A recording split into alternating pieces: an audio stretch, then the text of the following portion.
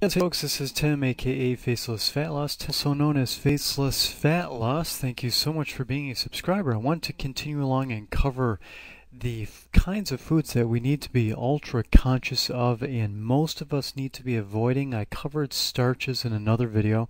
I wanted to make sure I covered juices and soft drinks in this video. Very, very, very important, especially for those of you who are certain you have a blood sugar issue. This issue is absolutely crucial.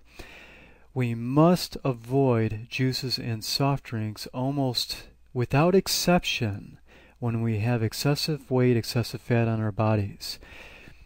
When it comes to understanding juices, you think about going to the grocery store and you look at the juice products on our grocery store shelves and you see these concentrated fruit juices. You read the back of the label, juice from concentrate. Good way to remember how not good for you this is just think of, whenever you see the word concentrate, think of concentrated sugars, because that's essentially exactly what you're getting.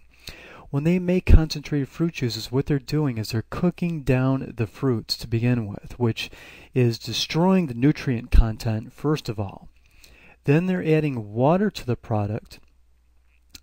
Probably not a filtered water, by the way. And then on top of that, they're adding sugars and corn syrups, as if things weren't bad enough as it was. So, no good, no good. We have to stay away from these. Back in the 90s, there was this juicing craze that started around the 90s with all these juice extractors that these late night infomercials would advertise. I remember clearly because I participated in it. I got myself a juice extractor, and later on I got myself another kind of sort of quote juicer, but it didn't extract anything. It just mashed up through this high, really fast rotation blade the combination of the fruits and vegetables into a juice that contained the fiber content as well. The standard juice extraction systems that everyone's familiar with, I think there's still some malls out there in North America that have juice type bars or little shops that sell different kinds of juicing things that also sell juice extracted vegetables like carrot juice. Well, many of you are probably familiar with them. You'd put the carrots in just like they are here, cut in half or so, and you'd put them in the top of the machine and you'd get this juice coming out, giving you this really dark, orange, rich carrot juice. Just tasting these kinds of juice, all of the various juices that were made often had this carrot juice base to them, by the way. But if you just tasted the pure carrot juice in and of itself, you could really taste the sugar content of the carrots themselves. It unquestionably spikes blood sugar levels to be consuming juices like that.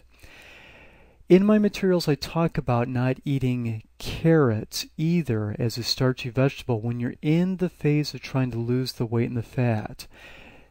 Once you get past that initial phase where you're taming your insulin response and getting your blood sugar levels under control, then you can go back to eating carrots. Carrots are actually pretty much the healthy sort of vegetable that we've always known it to be. The thing of it is, why carrots have gotten a bad rap in some diet plans is, as a starchy vegetable, it can and does increase blood sugar levels. But the thing of it is, you have to eat a ton of carrots all in one sitting to really get your blood sugar levels up. So, once we get past the initial stage, we can begin to incorporate the carrots back in and not be concerned about them really at all. So along these lines here, a lot of the rage in the health food stores these days are juices that are believed to have all sorts of sort of medicinal qualities to them, like the mangosteen juice. There's another one, the goji juice, and the acai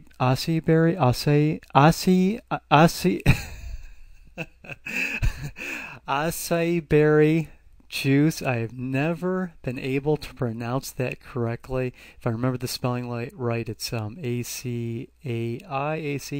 Oh, I'm a terrible speller. Forgive me. Hopefully a lot of you know what I'm talking about. But the the idea I'm trying to get across is there's all these so-called healthy juices out there. Now, what's interesting is I think a lot of these companies are catching on to what isn't healthy as far as blood sugar levels go for people who are overweight and trying to avoid blood sugar spikes. This serving size amounts to only 1 fluid ounce, and the sugar content is 2 grams. It's just 1 fluid ounce. So I'm leaning towards thinking that a lot of these companies recognize that we can't be drinking down glasses worth of these juices anymore. Just is not productive for blood sugar levels and very counterproductive for people who have excessive weight, excessive fat, and insulin levels. So, on to the next topic would of course be soft drinks. Very important topic here. You've heard me talk about this before. The standard soft drinks are of course going to have the refined sugars in them and the corn syrups. So, I did a video about Santa drinking. You can look for that on my free video, in my free video outlets, regarding how when you drink, my reference to Santa was because in a lot of the early promotional pictures of Santa Claus, he'd be holding a can of a very popular, well-known soft drink that we all know by name. They were, so anyways, the idea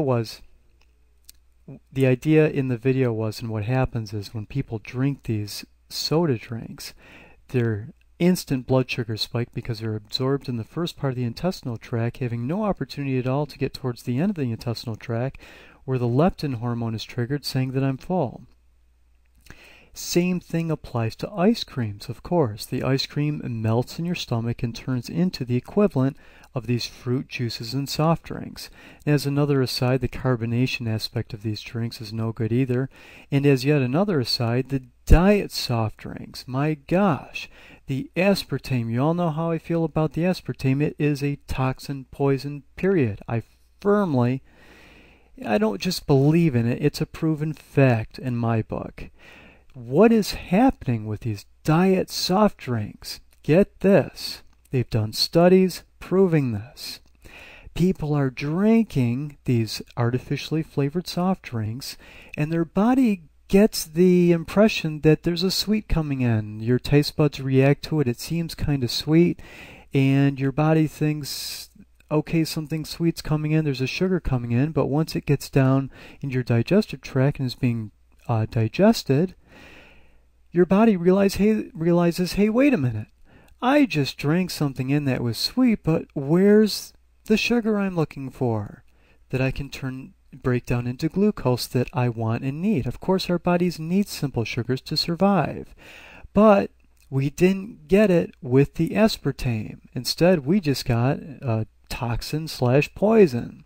So, your body realizes, well, wait a minute. I need the sugars. I'm craving the sugars. So what happens? The person ends up consuming other refined sugars. How many people do you know that drink diet soft drinks yet don't seem to be very slim and still have excessive weight and excessive fat issues? It makes sense. Your body's not getting what the body is expecting to get through the sweet sensation that dreaded aspartame gives people. So, on a last note, I only drink water. There's just a few other things I drink, like a healthy non-caffeinated teas, and I have a cheap hot cocoa drink that I consume on occasion. I'll tell you guys about that later. Spring water, even though spring water has its issues too, I found one that I like. And I've also found a new machine that extracts water from the atmosphere that I'm really excited about and brings it through a carbon filtration system. Sounds real exciting to me. I'll tell you guys more about it as I learn. Love, happiness, health, and peace.